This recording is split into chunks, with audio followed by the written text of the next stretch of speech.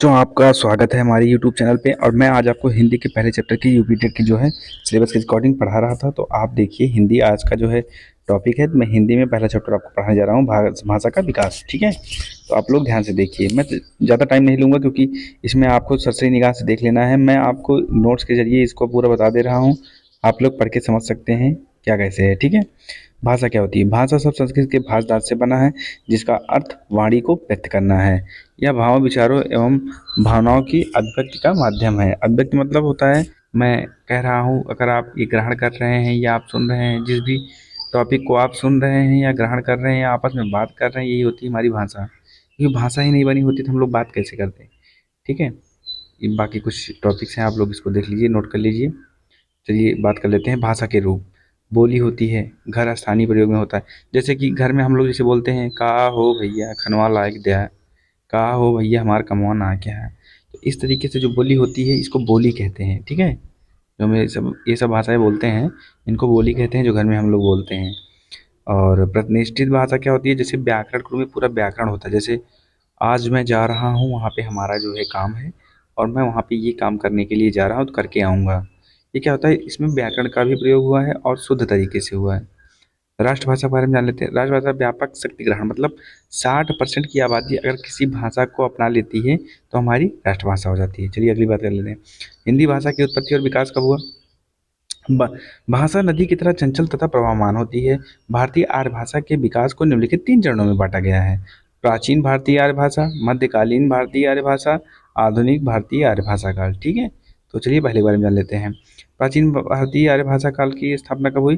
1500 ईस्वी पूर्व से 500 ईस्वी पूर्व तक। ठीक है, इसमें वैदिक एवं लौकिक संस्कृत भाषा वेद ग्रंथ की आदि की, मतलब इसमें रचनाएं हुई वेद ग्रंथ की। और देखिए, मध्यकालीन भारतीय आर्य भाषा क्या है? 500 ईस्वी पूर्व से 1000 ईस्वी तक पाली प्राकृत और अपभ्रंश का विकास, प्रचुर साहित्य की स्थापना। ठीक है, इस तरीके से आप लोग जान सकते हैं। आधुनिक भारतीय आर्य भाषा काल, इसमें 1000 ईस्वी से चालू हुआ। सौर सैनी अपभ्रंश से आधुनिक हिंदी खड़ी बोली का विकास हुआ। जो खड़ी बोली है हमारे देश में 60% यही जो है मानक है, और ये राष्ट्रभाषा है हमारी। ठीक है, हिंदी। और भारतीय आर्य भाषा का विकास कैसे हुआ? वैदिक संस्कृत, लौकिक संस्कृत, पाली प्राकृतिक, अपभ्रंश, आधुनिक भारतीय भाषाएं। ये जो मैं एरो बनाया हूँ, इसी तरीके से इनका विकास हुआ। राजभाषा क्या है?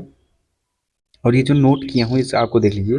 हिंदी भाषा की उत्पत्ति सौरसेनी अपभ्रंश से हुई। ये आप लोग टॉपिक नोट कर लीजिएगा। चलिए देखते हैं राजभाषा के बारे में। प्रदेश में काम काज की भाषा को राजभाषा कहते हैं।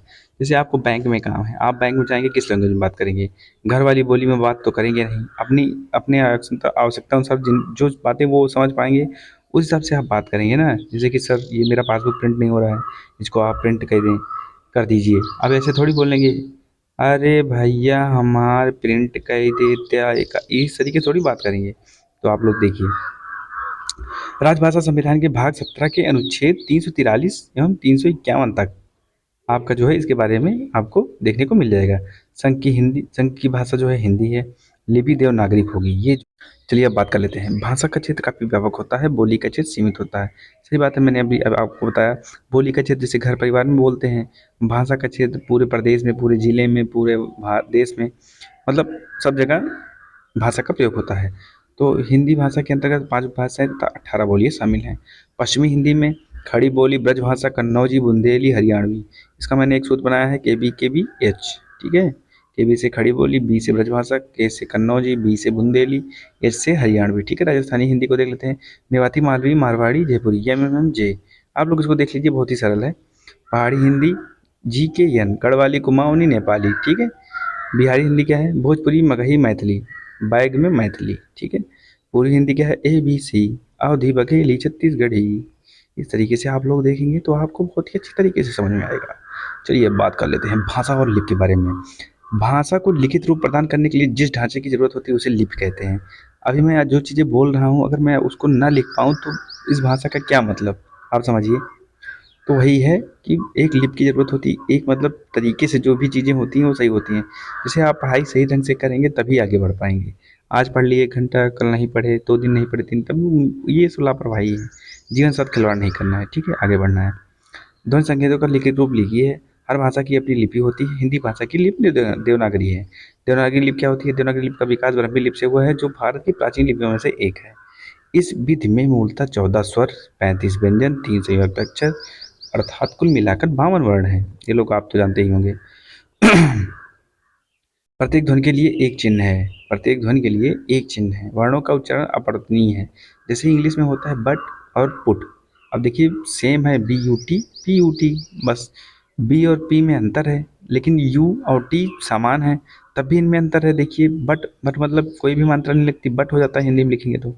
और पुट पुट लिखेंगे तो छोटे ऊ का मात्रा लग जाता है। इसलिए में उच्चारण एवं लेखन में एक रूपता है। ठीक है, जो हम बोलेंगे वही लिखेंगे। देवनागरी लिपि में हिंदी के अलावा लिखी जाने वाली अन्य भाषाएं हैं संस्कृत, मराठी और नेपाली। मानक हिंदी के बारे में बात कर लेते हैं। मानक हिंदी को प्रतिष्ठित भाषा हिंदी भी कहा जाता है। इसका मूल आधार खड़ी बोली है। खड़ी बोली क्या है? जो हमारे पूरे प्रदेश में इस समय चल रही है। क्या भैया कहाँ जा रहे हो? जल्दी आ जाइए यहाँ पे। इस तरीके से जो भी भाषा हम लोग प्रयोग करते हैं, आज आपका दिन कैसा गया, इस तरीके से जो भी बातें हम करते हैं ये हमारी खड़ी बोली में आती है। पश्चिमी हिंदी की खड़ी बोली का मानक रूप आज सारे देश में प्रचलित है। हिंदी क्षेत्र के नगरों में बोली जाने वाली सामान्य भाषा है जिसमें लेखन कार्य संपादित होता है। राष्ट्रभाषा हिंदी भी मानक हिंदी है। हिंदी दिवस, थोड़ा सा टॉपिक जान लेते हैं। हिंदी दिवस कब मनाया जाता है? 14 सितंबर को। हिंदी भाषा की प्रमुख बोली कितनी है? 18। आधुनिक हिंदी भाषा की उत्पत्ति सौरसेनी अपभ्रंश से। ये आप लोग टॉपिक याद कर लीजिएगा, सौरसेनी अपभ्रंश से। ठीक है। हिंदी भाषा की उपभाषा क्या है? 5 है। भारत में बोलियाँ कितनी है? 600 से अधिक। देवनागरी लिपि में क्या है? संस्कृत, नेपाली, मराठी, हिंदी। हिंदी के अलावा संस्कृत में भी देवनागरी लिपि लागू होती है, नेपाली में भी, मराठी में भी। तो वीडियो अगर आपको पसंद आया हो तो लाइक, सब्सक्राइब, शेयर ज़रूर करें। मैं उम्मीद करता हूँ कि आपका हर एग्ज़ाम निकले और आप लोग अच्छी सी नौकरी पाएँ, और हमको धन्यवाद मन हो तो कर दीजिएगा। ठीक है। जय हिंद, जय भारत।